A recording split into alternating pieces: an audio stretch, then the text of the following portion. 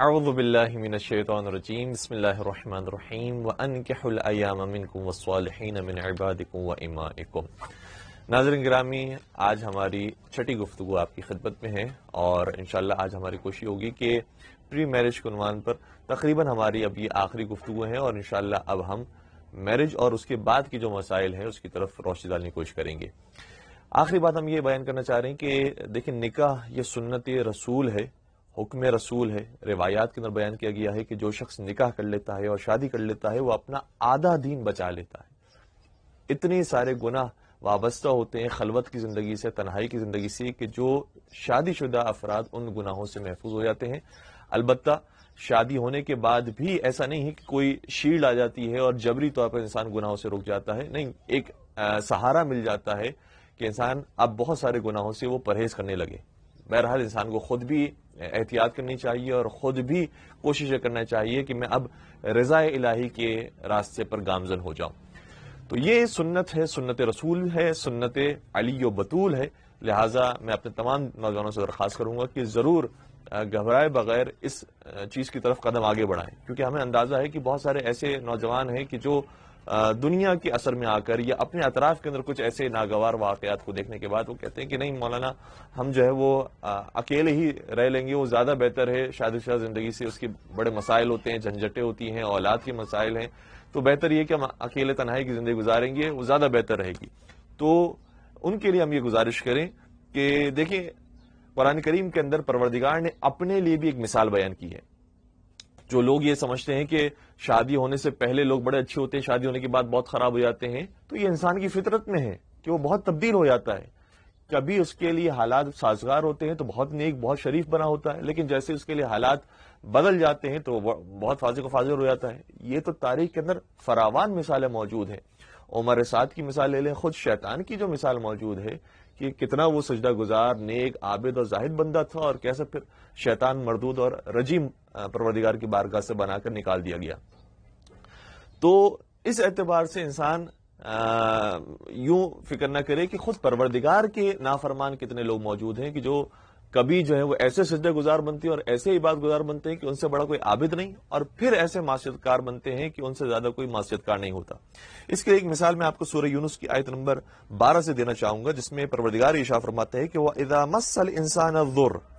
دَعَانَا لِجَنبِهِ أَوْ قَاعِدًا أَوْ قَائِمًا۔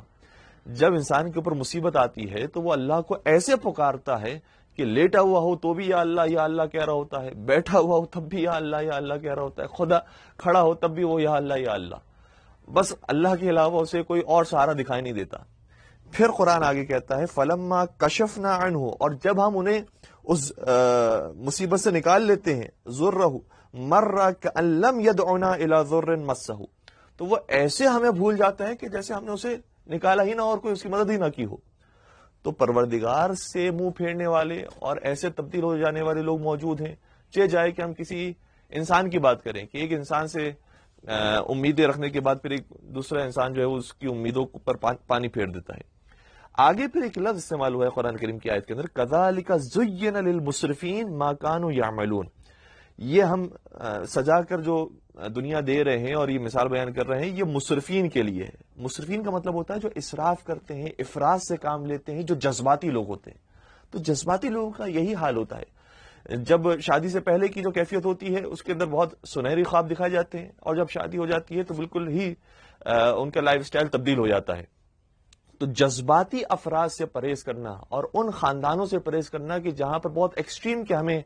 ایموشنز اور فیلنگز نظر آتی ہے، ان افراد سے پرہیز کرنا ضروری ہوتا ہے۔ بے شمار مثالیں آج کے دور کے اندر بھی موجود ہیں کہ پہلے کتنے نیک افراد تھے اور پھر کتنے جو ہے وہ تبدیل ہو گئے ہیں، اور لڑکوں کے اندر بھی اس کی مثال ہے، لڑکیوں کے اندر بھی اس کی مثال ہے۔ کچھ لڑکے بھی ایسے تھے جو پہلے بہت اچھی شرافت کے ساتھ زندگی گزارے تھے اپنی زوجہ کے ساتھ، اور جیسے جیسے وہ پیسے والے ہونے لگے اپنی زوجہ ہی کو تحقیر کرنے لگے اور حقارت کی نگاہ سے دیکھنے لگے کہ بھئی تم نے میرے لیے کیا کیا ہے، سارا تو میں نے کما کر دیا ہے۔ اور اسی طرح کی کچھ خواتین بھی ہوتی ہیں کہ جو تم اس مقام پر پہنچے ہو وہ تو سارا میرا پیسہ تھا اور میرے باپ نے دیا تھا پیسہ، اس وجہ سے تم اس مقام پر پہنچے، ورنہ تم نے کیا کیا تھا۔ تو یہ انداز جو تحقیر آمیز ہے، یہ شادی شدہ بندھن کو توڑنے کا سب سے بڑا سبب بنتا ہے۔ اسی لیے ہم نے جو پہلے والی گفتگو کے اندر مولا کائنات کی دعا بیان کی تھی، اس دعا کے اندر بار بار لفظ شکور آ رہا ہے، یعنی قدردانی کرنا ایک دوسرے کی، اگر کوئی کام کیا اپریشیٹ کرنا، یہ قدردانی کا ماحول ہمیشہ باقی رہنا چاہیے۔ ایک بڑی خوبصورت روایت ہے، وہ میں آپ کی بیان کرنے کی کوشش کروں گا، جس میں حضرت امام جعفر صادق علیہ السلام ارشاد فرماتے ہیں کہ من اتخذ امرأۃ، جو شخص شادی کر لیتا ہے اسے چاہیے کہ فل یکرمھا، اسے چاہیے کہ پھر اپنی زوجہ کا اکرام کرے اور اسے عزت دے۔ یہ شاید سب سے اہم چیز ہے۔ کبھی کبھی ہمارے یہاں سمجھا جاتا ہے کہ آئی لو یو کہنا اور یہ محبت آمیز جو باتیں کہنا یہ امپورٹنٹ ہے، یہ اپنے مقام پر اہمیت رکھتی ہے، لیکن اگر یہ رسپیکٹ کے ساتھ نہ ہو اور دل کے ساتھ نہ ہو، انسان دل سے عزت کرنے والا نہ ہو اپنی زوجہ کی، تو پھر یہ آئی لو یو کے جملے اور اس طرح کے محبت آمیز جملے یہ کوئی فائدہ نہیں دیتے اور کوئی اثر نہیں دیتے ہیں۔ تو سب سے بنیادی چیز اس رشتے کے اندر رسپیکٹ کا رشتہ ہے، اور رسپیکٹ باقی رکھنا ایک دوسرے کی، اور ایک دوسرے کو قدر کی نگاہ سے دیکھنا کہ تمہاری وجہ سے میں اس مقام پر پہنچا ہوں، تمہاری وجہ سے میری لائف اتنی اچھی ہوئی ہے، یہ مضبوط کرتا ہے ہمارے رشتے کو۔ اور آپ دیکھیں گے حضرت خدیجہ طاہرہ سلام اللہ علیہا اور پیغمبر اکرم کی جو زندگی ہے، وہاں کتنا فرق موجود تھا حضرت خدیجہ اور پیغمبر اکرم کے درمیان، لیکن آپ کو کوئی ایک جملہ بھی ایسا نظر نہیں آئے گا کہ جو بیوی کی جانب سے تحقیر آمیز ہو، کہ تم یتیم تھے، میں نے تمہیں جو ہے وہ اس مقام پر پہنچا دیا خدا نخواستہ، یا تم غریب تھے، میرے پیسوں کی وجہ سے تم اس مقام پر پہنچو، کوئی ایک جملہ بھی نظر نہیں آئے گا، بلکہ بجائے یہ کہ خاموشی اختیار کرتی بیوی، یہ جملہ کہا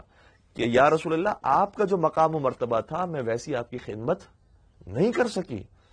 آپ کی جیسے مجھے تکریم کرنی چاہیے تھی اور آپ کی جیسی مجھے فرما برداری کرنی چاہیے تھی وہ میں حق ادا نہیں کر سکی۔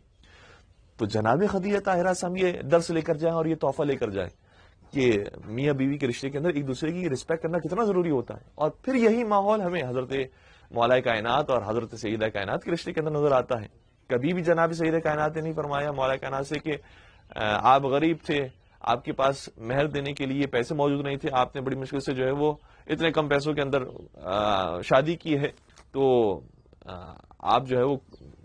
مجھے تو ٹھیک انداز سے نہیں رکھ پاتے۔ کہیں کوئی ایسا اسٹیٹمنٹ ہمیں نظر نہیں آتا ہے، بلکہ بہت زیادہ پیار و محبت کا رشتہ۔ اور مولا کائنات شاہ فرماتے ہیں کہ جب جب میں سیدہ کائنات کو دیکھتا تھا تو تنکشف عنی الہموم والاحزان، جو میرے اندر غموں کا سمندر بہ رہا ہوتا تھا وہ سارے غموں کا سمندر ختم ہو جاتا تھا اور وہ غم دور ہو جاتے تھے سیدہ کائنات کو دیکھنے کے بعد۔ تو ایک دوسرے کے ساتھ یہ رسپیکٹ کا رشتہ رکھنا بہت ضروری ہے۔ اور ایک اور بات جو ظاہراً چھٹے امام ہی امام جعفر صادق علیہ السلام ہی بیان فرماتے ہیں، جی بالکل، امام نے شاہ فرمایا کہ احب اخوانی الی من اہدى الی عیوبی، میں سب سے زیادہ دوست اس شخص کو رکھتا ہوں جو میرے عیوب مجھے ہی بیان کرے۔ یہ ہمارے یہاں ایک اور بڑا مسئلہ ہے شادی شدہ زندگی کے اندر کہ ایک دوسرے کی جو خامیاں ہوتی ہیں اس کو باہر والوں سے ڈسکس کرتے ہیں، حتیٰ اگر خاتون اپنے پیرنٹس سے ڈسکس کر رہی ہے کہ میرا شوہر یہ کام نہیں کرتا، میرا شوہر یہ کام نہیں کرتا، وہ بھی باہر والے افراد ہیں۔ یہ شادی شدہ جو بندھن ہے یہ آپ کا ایک الگ گھر بن چکا ہے، آپ کا ایک الگ ماحول بن چکا ہے، ایک الگ فضا بن چکی ہے۔ اس فضا کے اندر کوئی تیسرا شخص نہیں آنا چاہیے، چاہے لڑکے کے ماں باپ ہوں چاہے لڑکی کے ماں باپ ہوں، ان کو انٹرفیئرنس نہ کرنے کی ہمیں پرمیشن دینی چاہیے، اور نہ والدین کو یہ کام کرنا چاہیے کہ وہ انٹرفیئر کریں اپنے اولاد کے میٹرز کے اندر، سوائے یہ کہ میٹر کوئی ایسا ہو جائے کہ جس کے اندر صلح صفائی کے لیے انہیں داخل ہونا پڑے، جس طرح سے قرآن کریم نے بیان کیا ہے۔ ورنہ عام حالات کے اندر مداخلت کرنے سے ہی مسائل پیدا ہوتے ہیں۔ اگر ایک دوسرے کی خامیوں کو بہت اچھے انداز میں خیر خواہی کے ساتھ ایک دوسرے کو بیان کر دیا ہے کہ دیکھیں یہ عادت آپ کی اچھی نہیں ہے، اسے تبدیل کر لیں تو بہت اچھا لگے گا، ویسے آپ بہت اچھے ہیں، بس یہ اگر ٹھیک ہو جائے تو بہت اچھی بات ہے۔ اور یہ آپ کہہ کہ ان کی 100 عادتیں ٹھیک کر سکتی ہیں کہ ویسے آپ بہت اچھے ہیں، لیکن یہ ایک خرابی ہے، اگر یہ آپ پلیز ٹھیک کر لیں تو بہت اچھا ہو جائے گا۔ اور ہمیں یہ کردار پیغمبر کی زندگی میں نظر آتا ہے۔ دیکھیں مولا کائنات کی جب سیدہ کائنات سے شادی ہوئی ہے تو مولا کائنات کی کوئی ساس نہیں ہے، اسی طریقے سے سیدہ کائنات کی بھی کوئی ساس نہیں تھی، کیونکہ جناب فاطمہ بنت اسد کا بھی انتقال ہو گیا اور جناب خدیجہ طاہرہ سلام اللہ علیہ بھی وصال فرما گئی۔ لیکن پیغمبر اکرم ہے کہ جو بزرگ کی حیثیت سے اس بندھن کے اوپر موجود ہیں، لیکن پیغمبر اکرم نے بھی ہر چیز کے اندر مداخلت نہیں کی ہے۔ اکثر مقامات پر تو خاموشی کا اظہار فرمایا، اور پیغمبر کی خاموشی ہی سے یہ حضرات سمجھ جاتے تھے. جس طریقے سے جناب سیدہ کائنات کے گھر میں ایک مرتبہ پیغمبر اکرم داخل ہوئے تو پیغمبر ویسے بہت زیادہ گفتگو فرمایا کرتے تھے، لیکن اس موقع پر گفتگو کم فرمائی. تو جناب سیدہ کائنات نے یہ چیز محسوس کر لی، اور جب پیغمبر چلے گئے تو پھر ایک تبدیلی پیدا کی اپنے گھر کے اندر. اور اس کے بعد جب وہ پیغمبر تشریف لائے ہیں تو پیغمبر پھر دوبارہ سے اسی انداز سے خوش کلامی سے پیش آنے لگے.